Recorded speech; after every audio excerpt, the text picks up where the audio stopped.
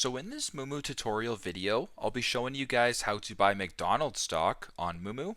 So once you open up Moomoo, what I want you to do is to go to the top right, press on the magnifying glass or the search icon at the top here. I want you to type in a ticker symbol MCD. At the top there is McDonald's. Simply go ahead and press on that. Once you're here, go down to the bottom left and press on trade and then press on buy.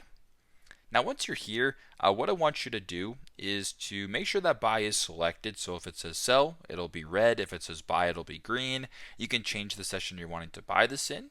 You can also change the order type from limit to market or market to limit, whatever you're looking to do. And if you type in the quantity, this will of course be the amount of shares you're wanting to buy. So for example, if you wanted to buy 10 shares of McDonald's, the estimated cost is quite expensive at this moment in time, but it would be roughly $3,167.50 at this moment in time.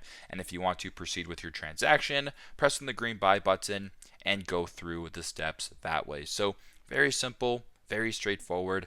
This is how to buy McDonald's stock on Moomoo. Thanks again for watching, and I hope this video helps.